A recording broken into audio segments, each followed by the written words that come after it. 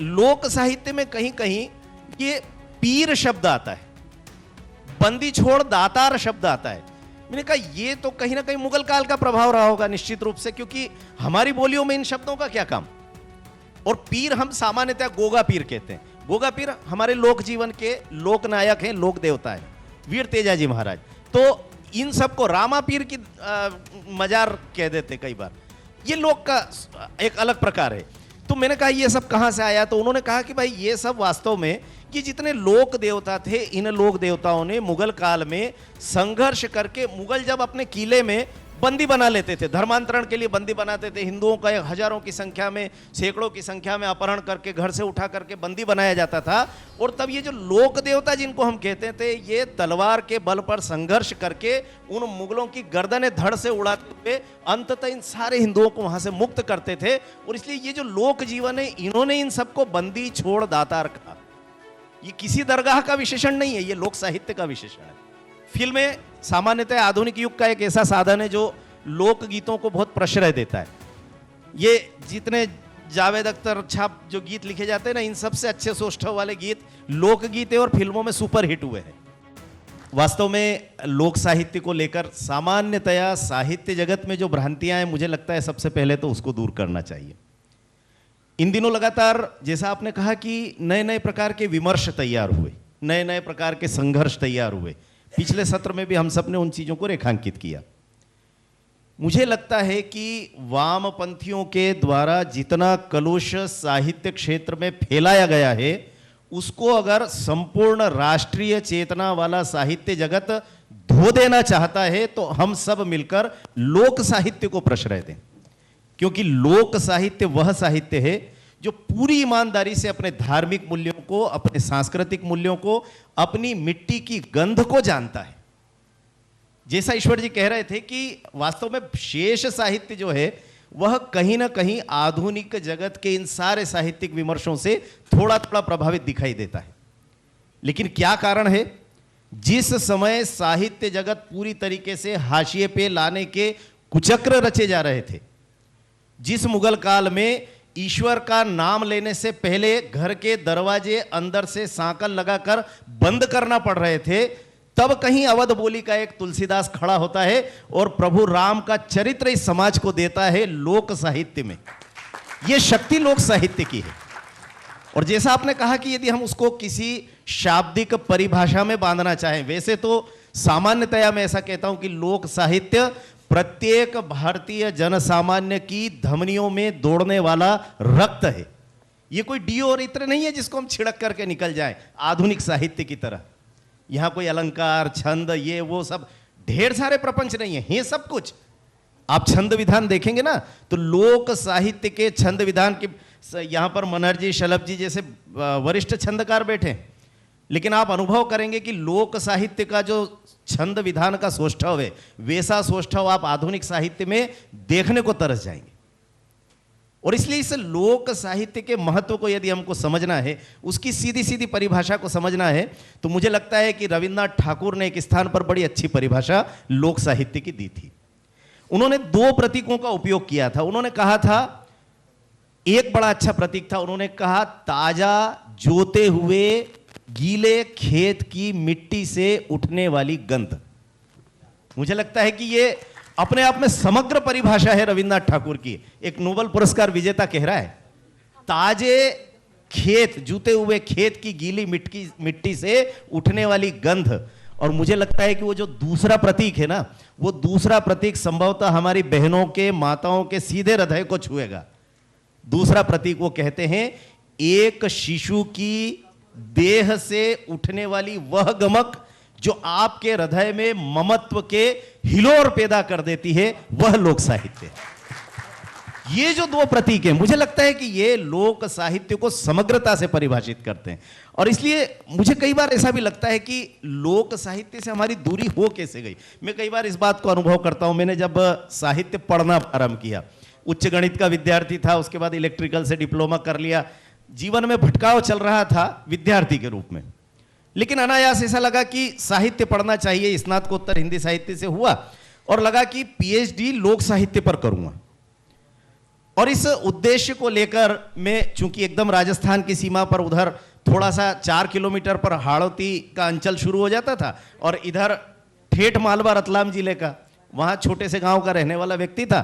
और जब मैं गांव में सोंधवाड़ी लोक साहित्य का अध्ययन करने के लिए निकला तो मुझे पहली बार पता लगा कि यह लोक साहित्य, जिसको हम गांव का साहित्य, गवई साहित्य और ठेठ देहाती साहित्य जैसे विशेषण देते हैं, इस पूरे साहित्य में क्या क्या नहीं है।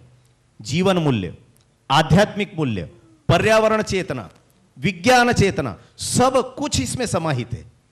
और इसलिए मुझे ऐसा लगता है कि इस विषय पर बहुत ज्यादा नहीं, क्योंकि अगले प्रश्न के लिए आपको स्थान देना है, तो मुझे लगता है लोक साहित्य की परिभाषा संभवतः रविन्द्रनाथ ठाकुर के उन 2 प्रतीकों से ज्यादा अच्छी दुनिया का कोई व्यक्ति नहीं दे सकता।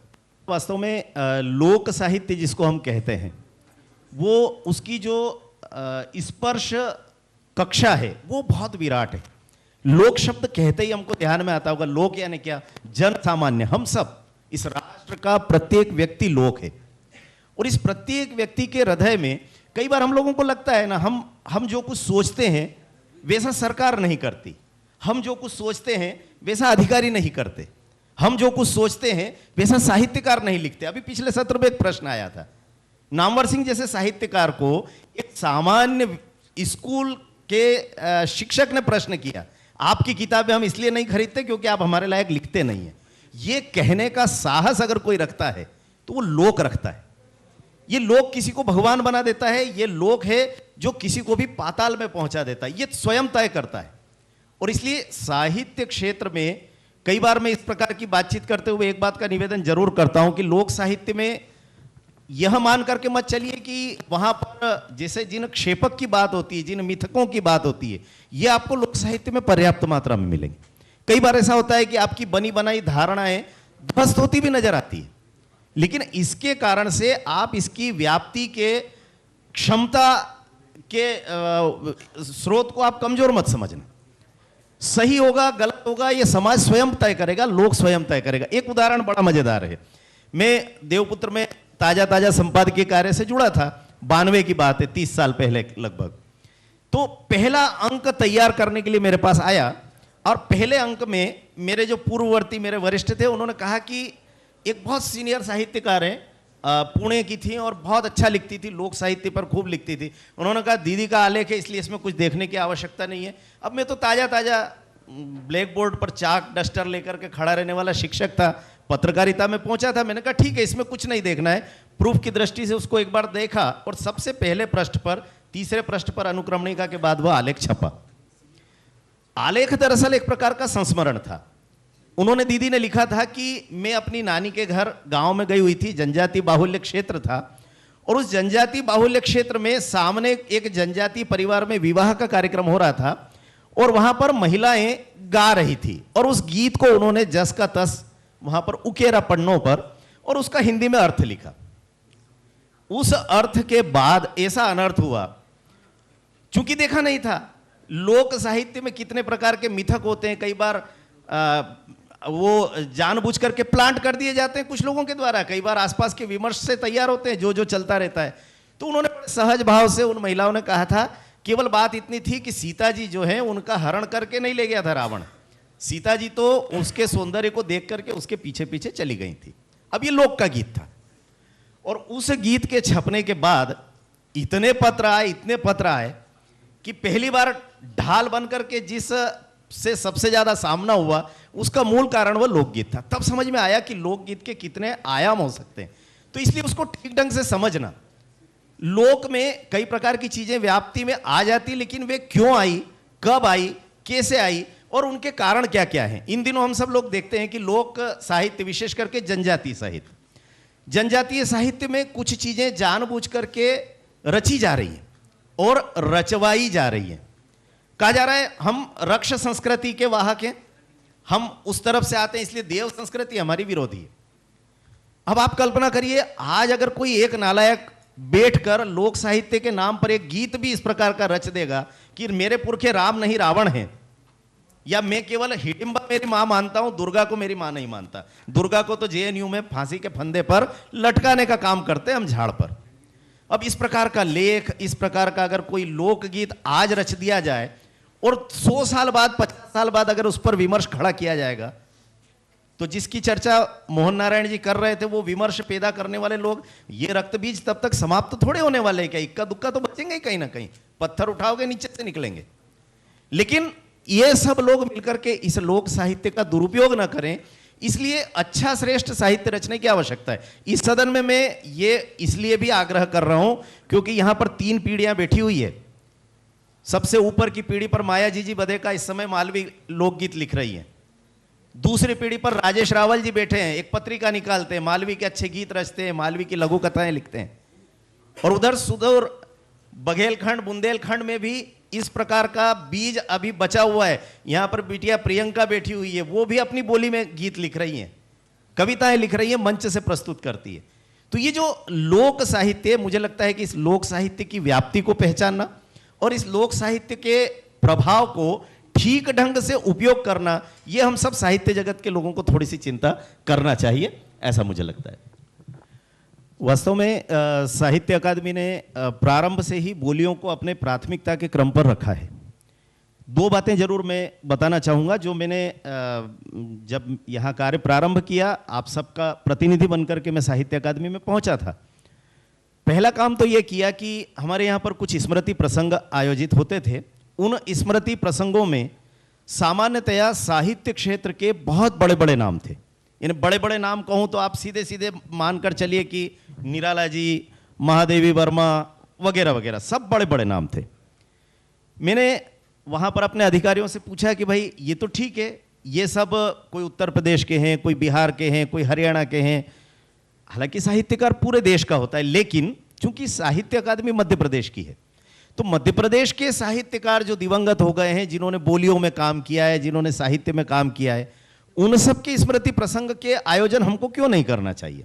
उन्होंने कहा नहीं नहीं, साहित्य अकादमी का काम है, ये जो बड़े बड़े नाम है। हमने कहा ठीक है, इनका भी करेंगे, लेकिन अंततः हमारे यहां पर जो बड़े नाम हो गए, महाकवि प्रदीप तो अखिल भारतीय स्तर का नाम है, पूरे देश भर में उनका नाम चलता है। मेरे वतन के लोगों जैसा गीत जिन्होंने दिया, वीरेंद्र मिश्र बड़े गीतकार हैं, चंद्रसेन विराट हैं। और इधर बोलियों में हम देखते हैं तो निमाड़ में जाते हैं तो दादा रामनारायण उपाध्याय जी का नाम आता है, मालवा में जाते हैं तो भावसरबा का नाम आता है। मैंने जिद पूर्वक ये सारे के सारे स्मृति प्रसंग उसमें न केवल शामिल किए, बल्कि उनको मनाना साहित्य अकादमी ने प्रारंभ कर दिया है। उस पूरे स्ट्रक्चर में आमूलचूल परिवर्तन कर दिया है अपने मध्य प्रदेश साहित्य अकादमी के। पहला काम तो ये किया। दूसरा, बोलियों को लेकर के एक छोटा सा विभाजन था, और वो विभाजन ये था कि एक बोली अकादमी भी बनी हुई है, और इसलिए बोली अकादमी अपना काम करेगी, साहित्य अकादमी अपना काम करेगी, ऐसा कह करके साहित्य अकादमी केवल सम्मान पुरस्कार देने का काम करती थी बोलियों के। लेकिन हमने प्रयास ये किया कि साहित्य अकादमी, चूंकि किसी भी बोली को भाषा बनाने के लिए कुछ चीज़ों की आवश्यकता होती है, उसका व्याकरण चाहिए, उसके लोकोक्ति मुहावरों का एक कोश चाहिए, उसका शब्द कोश चाहिए, उसका बाकी सारा जो एक भाषा का स्ट्रक्चर होता है वो सब चाहिए होता है। तो ऐसी पुस्तकें लिखवाना और इस प्रकार के साहित्य का रचना कर्म सोद्देश्य करवाना, इस दिशा में हमने एक बड़ा काम करना प्रारंभ किया और ईश्वर की कृपा से बहुत सफलता मिली है, और हम उस दिशा में लगातार काम कर रहे हैं। 6 बोलियां मध्य प्रदेश की महत्वपूर्ण है, 4 लोकांचल की बोलियां हैं। मालवा निमाड़ अपने यहां पर आता है मालवा प्रांत में, उधर बघेली और बुंदेली है, ये 4 लोकांचल की बोलियां और 2 जनजातियों की बोलियां हैं, भीली और गोंडी। मध्य प्रदेश में कुल मिलाकर इन 6 बोलियों पर काम अभी तक हो रहा था। मैंने एक प्रयास और किया कि एक 7वीं बोली और हमारे यहाँ पर अस्तित्व लेती है, जो बघेलखंड और बुंदेलखंड के बीच में पचेली नाम से जानी जाती है। महाकौशल के एक बड़े क्षेत्र को वो प्रभावित करती है।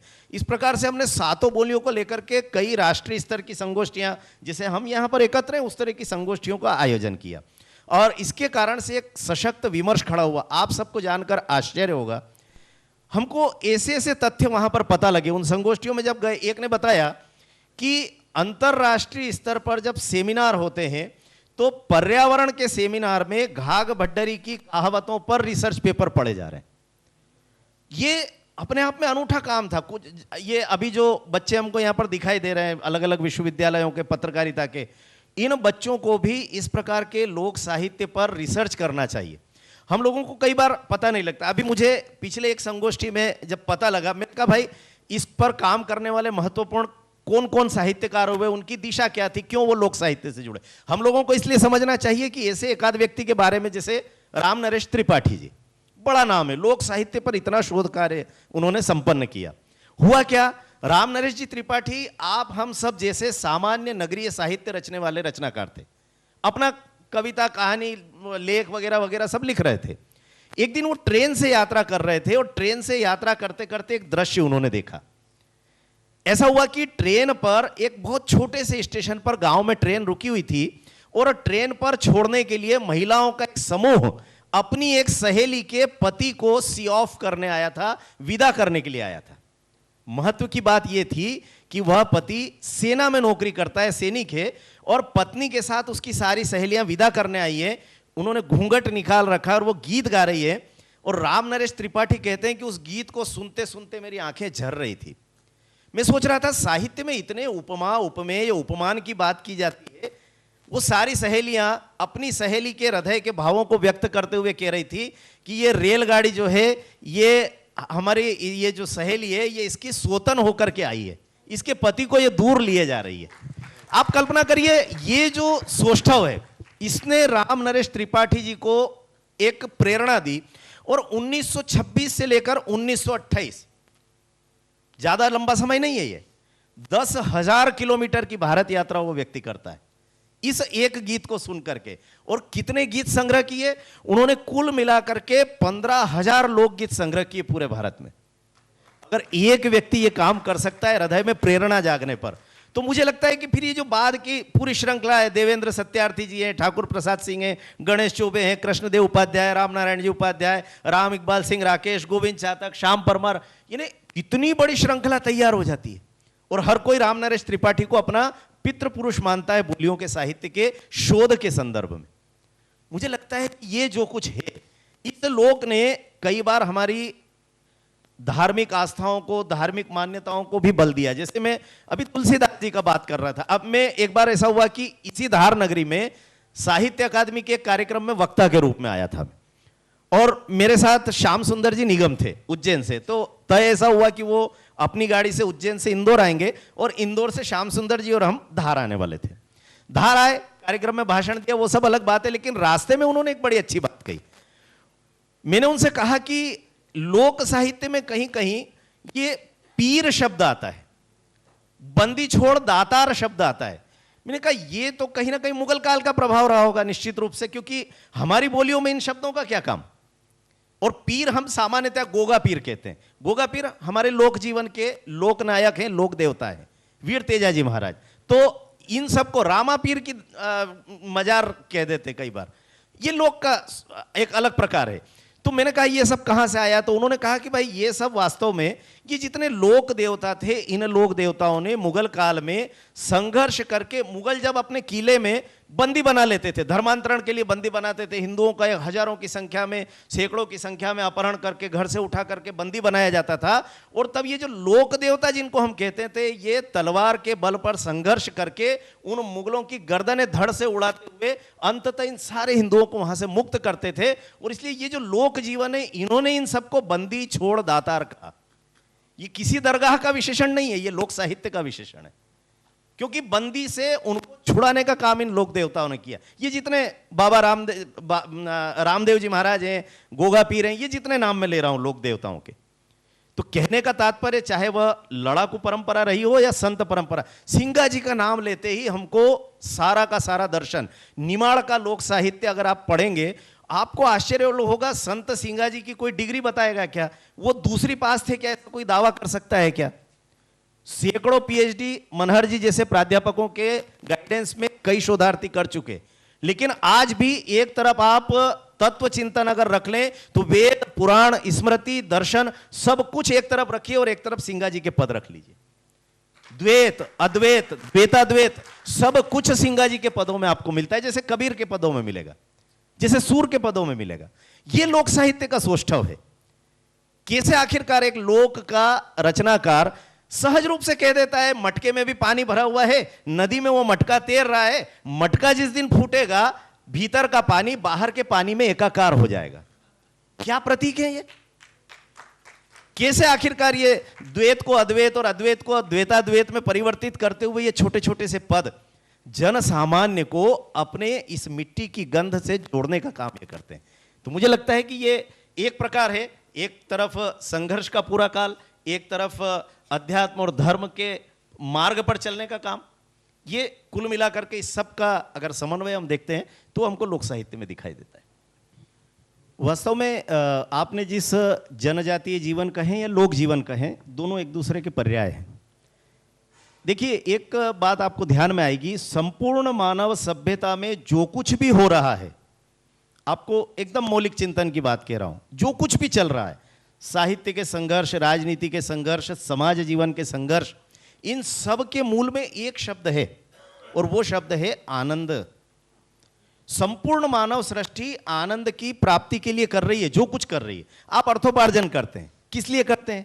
बहुत अच्छे कपड़े पहनते हैं, क्यों पहनते हैं? टेप रिकॉर्डर घर में रखते हैं, क्यों रखते हैं? टेलीविजन देखते हैं, क्यों देखते हैं? कार रखते हैं, क्यों आप प्रत्येक चीज, सोफे पर बैठे हैं, क्यों बैठे हैं? हर चीज के पीछे आनंद है। लेकिन दुर्भाग्य की बात यह है कि संपूर्ण मानव जाति यंत्रों से घिर करके इस मूल आनंद से लगातार दूर जा रही है, जबकि इन सारे भौतिक संसाधनों से दूर रह करके, जिसको हम लोक कहते हैं, लोक को सोफे के गद्दे पर इतना आनंद नहीं आता है जितना ओटले पर नंगी जमीन पर बैठ करके आता है। ये मिट्टी से जुड़े होने के कारण से होता है। और इस मूल आनंद की प्राप्ति के लिए मैं हमेशा कहता रहा हूं, लोक साहित्य की सबसे बड़ी शक्ति है उसका आनंद मूलक होना। मैं कई बार मजाक में, चूंकि मनोविज्ञान का विद्यार्थी हूं, इसलिए मनोविज्ञान के एक प्रयोग के बारे में कई बार कहता हूं। एक बार शिक्षकों के एक प्रशिक्षण में गया तो इन दिनों नई शिक्षा नीति में आया था कि शिक्षा जो है वो आनंद मूलक होना चाहिए। विद्यार्थियों से कक्षा में बातचीत करते हैं, पढ़ाते हैं, तो आनंद मूलक शिक्षा। तो मैं शिक्षकों के प्रशिक्षण में था, तो मैंने एक मोबाइल से माइक पर एक गीत चालू किया। मैंने कहा भाई सब लोग इस गीत का आनंद लीजिए, मैं एक गीत चालू कर रहा हूं। लोगों को समझ नहीं आया शिक्षकों को क्या है। मैंने गीत चालू किया, गीत बहुत अच्छा था, सबने पूरा आनंद लेकर आंख बंद करके झूमते हुए सुना। वाह वाह वाह, मजा आ गया। लता जी का, यशुदास का, किसी का बहुत सुंदर सा गीत था, मधुर गीत था। बंद कर दिया। मैंने कहा अब ये जो गीत आपने सुना, इस गीत की पहले अंतरे में ये जो एक शब्द आया, इसका पर्यायवाची बताओ। एकदम हक्के बक्के। अच्छा, ये जो तीसरी पंक्ति, इसमें ये जो शब्द आया, इसका विपरीतार्थी बताओ। फिर हक्के बक्के। अच्छा, एक बात बताओ, ये जो दूसरा जो पद है, इसकी तीसरी पंक्ति में से अगर ये दो शब्द हटा दूं, इस रिक्त स्थान की पूर्ति करते हुए आप और कौन से शब्द ला सकते हैं? सब लोग बड़े परेशान। मैंने कहा ये गीत फिर से सुनना। काहे के शिक्षक हो भाई, कुछ नहीं आता है आपको? चलो मैं फिर बजा रहा हूं ये गीत, ध्यान से सुनना। फिर से एक दूसरा गीत बजाया, सब ध्यान से सुन रहे थे। इस शब्द का पर्यायवाची ये हो सकता है, इसका विलोम ये हो सकता है, इसमें ये अलंकार है, ये रस है, ये छंद है। मैंने गीत बंद किया और केवल एक प्रश्न किया, आनंद आया क्या? मित्रों, साहित्य और लोक साहित्य में यही मूलभूत अंतर है। ये जो आनंद है, ये आनंद हमारे साहित्य से गायब होता जा रहा है। इस बात की चिंता हम सब लोगों को करना पड़ेगी और इसकी प्रेरणा लोक साहित्य हमको देगा। मैं कई बार इस बात को अनुभव करता हूं, लोक जीवन जो है ना, वो साहित्य रचता है तो अपनी परंपराओं से रचता है। लोक जीवन जो प्रेरणा लेता है ना, आप आश्चर्य करेंगे यदि मैं आपको अवध के, मिथिला क्षेत्र के, ब्रज के लोक साहित्य के बारे में कुछ बातें बताऊंगा तो आपको लगेगा कि ये कितना सहज भाव से वहां होता है। मिथिला प्रदेश के कुछ लोग, एक गीत में इस बात का उल्लेख आता है, लेकिन मैं उस परंपरा का उल्लेख कर रहा हूं, गीत नहीं सुना रहा। मिथिला प्रदेश के लोग आज भी जब अयोध्या दर्शन के लिए जाते हैं, अब तो हम सब लोग जाने वाले हैं, गौरव मंदिर तैयार हुआ है राष्ट्र का, लेकिन अयोध्या जब जाते हैं तो अयोध्या में मिथिला प्रदेश का कोई भी व्यक्ति रात्रि विश्राम नहीं करता, वहां पर पानी नहीं पीता, वहां पर भोजन नहीं करता। सूर्यास्त होने के पहले पहले राम राजा के दर्शन करके अयोध्या की सीमा से बाहर चले जाते हैं। निकटवर्ती किसी नगर में, कहीं किसी होटल में ठहरेंगे, धर्मशाला में ठहरेंगे, किसी परिचित के यहाँ जाएंगे, अयोध्या में नहीं रुकते। क्यों करते हैं ऐसा? गीत बताता है, मेरी बेटी का घर है, बेटी के घर पर पानी पीऊंगा क्या, वहां का भोजन ग्रहण करूंगा क्या? राम कब हुए थे, सीता कब हुए थे? मिथिला में आज 2022 में भी एक व्यक्ति जा रहा है और वो अयोध्या क्षेत्र में अन्न इसलिए ग्रहण नहीं कर रहा है कि मेरी बेटी है। सीता को मां कहने वाला तो पूरा देश का साहित्य है, सीता को बेटी कहने का साहस केवल लोक साहित्य करता है। एक क्षेत्र में मिथिला प्रदेश के लोग रोटी बेटी का संबंध नहीं करते, मैं पिछले दिनों जब सिद्धार्थनगर गया, वहां से एक प्रवास का क्रम चला, तो उस क्षेत्र में जाना हुआ। तो वहां पर जिस परिवार में रुका था, वहां पे बूढ़ी दादी थी, उनसे जब बातचीत हो रही थी, किसी लोकगीत पर कुछ चर्चा हुई, तो उन्होंने एक गीत सुनाया। उस गीत का भाव ये था कि वो उलाहना दे रहे थे कि अरे तुमने हमको बेटी देना बंद कर दिया है तो क्या हो गया, तुमको क्या लगता है हमारे घर में अब अच्छी बहुएं नहीं आएंगी क्या? मैं कहा ये क्या बात हुई, ये किसको उलाहना दे रहे हो? बोले अरे वो मिथिला वालों को। मैंने कहा क्यों? बोले मिथिला वाले बेटियां देते ही नहीं है। और कितना बड़ा क्षेत्र है, आप आश्चर्य करेंगे, 100 वर्ग किलोमीटर का एक क्षेत्र है जिसमें मिथिला प्रदेश की कोई बेटी नहीं ब्याही जाती। कारण उन्होंने कहा वो रामचरितमानस में उल्लेख आता है, जब वो निकले थे पैदल पैदल नंगे पैर हमारे दामाद जी और हमारी बहू, तो उस समय सीता के पैर में कांटा चुभा था इस क्षेत्र में। और जिस घर की बेटी को तकलीफ दी इस क्षेत्र ने, इस क्षेत्र में कांटे नहीं बुहार पाए। हमारी बेटी के पैर में तुमने कांटे चुभने दिए, उस क्षेत्र में अब हम बेटी नहीं देंगे। ये 2022 का लोक कह रहा है। आप कल्पना कर सकते हैं इस लोक साहित्य के सौष्ठव की। तीसरा उदाहरण बताता हूं, एक साथ 3 बता दिए, थोड़ा अजीर्ण न हो जाए। इस उदाहरण को कृपा करके समरसता से या अन्य किसी भाव से मत जोड़ना, केवल इसका एक सकारात्मक पक्ष अंत में बताता हूं, उस पर ध्यान देना। जगन्नाथ मंदिर के पुजारी ब्राह्मण होते हैं। अभी मोहन जी कह रहे थे ना, कैसे हम लोगों को क्या लगता है, जो विकृतियां हैं उनको भी हमने धर्म के सिद्धांत मान लिया। पुजारी कान्हा को भोग लगाता है, कृष्ण को भोग लगाता है, और एक चौके में नहा धो करके, सोला पहन करके वो भोजन बना करके भोग लगाता है। भोग लगाने के बाद उस भोग को सामान्य प्रसाद में मिश्रित करके जन सामान्य जो कन्हैया के दर्शन करने आते हैं उनके लिए रख दिया जाता है। उसके बाद पुजारी का क्या काम होता है, एक दूसरा चौका है जिसमें जाकर के वो अपने लिए भोजन बनाता है। क्यों? इसलिए जब उससे पूछा जाता है तुम भोजन क्यों नहीं करते, वो प्रसाद बना तो है, कहते अहीर का झूठा खाएंगे क्या। इसमें अहीर ब्राह्मण पर मत जाना, लोक के सौष्ठव, मैंने देवपुत्र में छपे हुए लेख का उल्लेख करते हुए कहा था, ये जो विकृतियां आ जाती, लेकिन आप उस व्यक्ति के हृदय के विश्वास को तो जांचो एक बार थर्मामीटर लगा करके। जो ये मानता है कि मैंने जो भोग लगा करके रखा था सचमुच आकर के कान्हा ने उसमें भोजन किया है, ये दृढ़ विश्वास तो है इस लोक का। ये दृढ़ विश्वास हमको कभी धार्मिक बनाता है, कभी साहसी बनाता है, कभी विज्ञान प्रेमी बनाता है, कभी पर्यावरण प्रेमी बनाता है। तो इसलिए इस लोक साहित्य के सौष्ठव को समझना, मुझे लगता है कि ये हम सब साहित्य जगत के लोग इन दिनों बड़ा लोक साहित्य को लेकर के इतना विपर्य हो गया है। मैं बार बार आग्रह करता हूं, भाई लिखा करिए लिखा करिए, ये मालवी अपनी है, ये निमाड़ी अपनी है, बघेली बुंदेली अपनी है, इनके संरक्षण का काम करना है हर साहित्यकार। पहले मैं जब केवल देवपुत्र का संपादक था तब बार बार माइक पर आग्रह करता रहता था, आप कुछ भी करें, जो लिखना हो लिखें, लेकिन बाल साहित्य जरूर लिखिए। अब मैं आज इस मंच से फिर से आप सबसे आग्रह कर रहा हूं, सब कुछ लिखिए, लेकिन अपनी बोलियों को, अपने लोक साहित्य को प्रश्रय देने वाला थोड़ा साहित्य आप जरूर लिखिए। सबसे पहली बात तो ये कि जैसा मैंने कहा ना कि लोक साहित्य यंत्रों का मोहताज नहीं है। सबसे बढ़िया बात यह कि लोक साहित्य जहां लिखा जा रहा है, जहां पढ़ा जा रहा है, जहां बोला जा रहा है। मुझे याद है, मेरा एक बाल्यकाल का मित्र है, वो राजस्थान का मूलतः रहने वाला है। वो बताता था कि एक बार उसके परिवार के कार्यक्रम में चाचा जी आए तो कहा कि ये चाचा जी है। मैंने कहा अच्छा। अरे बोले एक बहुत अच्छी बात है, तुम्हारी साहित्य में रुचि है, कला में रुचि है, तो ये आल्हा उदल की प्रस्तुतियां वहाँ पर देते हैं राजस्थान में। अरे मैंने कहा ये तो बड़ी अच्छी बात है, लेकिन वो बड़े दुखी थे कि आजकल बंद हो गया आल्हा उदल का। वहाँ पर एक प्रतियोगिता हुआ करती थी गाँव में, जैसे हमारे यहाँ पर हिंगोट वगैरह चलता है ना गौतमपुरा में, युद्ध जैसा, ऐसा वहाँ पर आल्हा उदल का वाचन करते थे। तो मैंने कहा बंद क्यों हो गया, तो उन्होंने बताया कि हम सब लोग नंगी तलवारें हाथ में लेकर के आलाउद्दीन का गायन करते थे। और होता यह था कि पक्की बात है कि 1-2 लोग मरते थे उसमें, 1-2 लोग मरते थे और बाकी 2-4-5 लोग जेल जाते थे। हर बार का पुरस्कार यही होता था उस आलाउद्दीन का। तो बोले सरकार ने बंद कर दिया। अब ये क्यों होता था? आलाउद्दीन कितने साल पहले होकर के गए। ये लोक की साहित्य के साथ जो आत्मसात करना, साहित्य को एक रस होना। आप बताइए, अगर आधुनिक साहित्य के संदर्भ में मैं बात करूं, आपको एक उपन्यास, एक कोई कहानी, एक कोई कविता बताइए जिसको सुनकर के और लोगों के खून में इतना उबाल आ गया हो।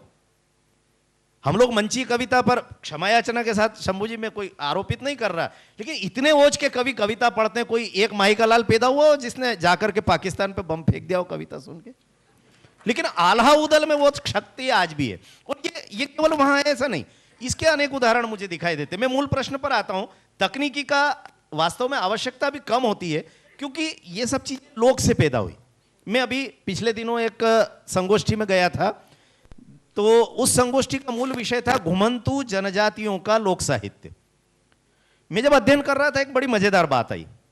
इसको बता करके और फिर मैं सीधे तकनीकी पर आता हूं कि उसकी हानियां क्या होगी और कैसे अक्षुण्ण रहने वाला है लोक साहित्य।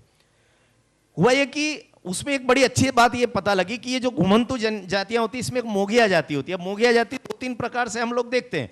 हमारे इधर मालवा निमाड़ क्षेत्र में, रतलाम जिला या उज्जैन जिले में जो मोगिया जाति है वो थोड़ी अलग श्रेणी की है, लेकिन ये जो एक क्षेत्र विशेष है वहां पर उनको डकैत भी कहा जाता है, उनको चोरी करने वाला भी कहा जाता है, उनके बारे में कुछ कुछ और बातें कही जाती है। लेकिन एक बड़ी मजेदार बात पता लगी। बात यह थी कि उनके यहां पर समाज में लड़ाई झगड़े सब दूर होते हैं, असंतोष होता है, कोई भी किसी एक विषय को लेकर के अलग अलग वाद बनते हैं।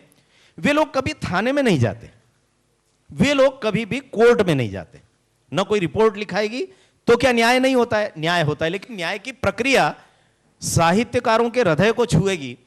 न्याय की प्रक्रिया का एक तरीका यह है कि जब पंचायत बैठेगी तो पंचायत में वाद प्रस्तुत करने वाला व्यक्ति यह नहीं कहेगा मुंह से कि इसने मेरी गाय चुरा ली।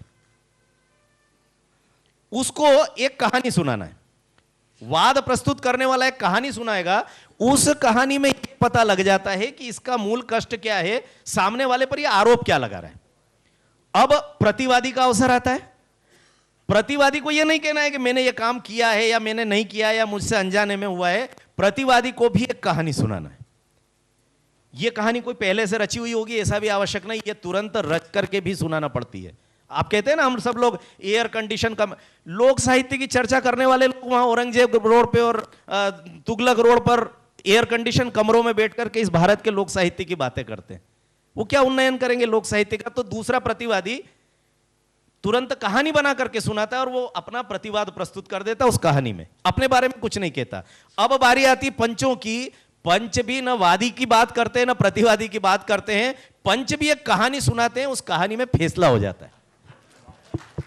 तीनों पक्ष उठ करके चले जाते हैं। यह है लोक का साहित्य। आप कल्पना कर सकते हैं शहरी समाज का, हमारे में से कोई एक ये पढ़ा लिखा, ये ऐसे पीएचडी के डिग्री धारक लोग इतना आसानी से साहित्य को आत्मसात करके जीवन में अंगीकार कर सकते हैं क्या? मूल बात यह है कि जिस दिन यंत्र आ जाएंगे उस दिन ये सब चीजें, देखिए, इनको संरक्षित करने की आवश्यकता तो है। हमको तकनीकी का उपयोग सामान्य समाज को यह करना चाहिए। मेरी एक बुआ जी जच्चा गीत गाती थी, पालना गीत गाती थी, मैं रिकॉर्ड करता था। उस समय मोबाइल नहीं थे, टेप रिकॉर्डर पर।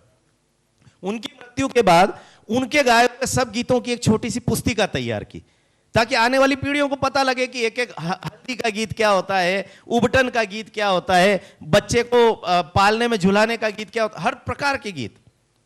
और इन सब गीतों के साथ हमको तकनीक का उपयोग केवल इतना करना है कि ये जो आधुनिक युग का काल पात्र है, जिसको हम सब क्लाउड कहते हैं, इंटरनेट का, उस क्लाउड पर सुरक्षित करने का काम जरूर करिए।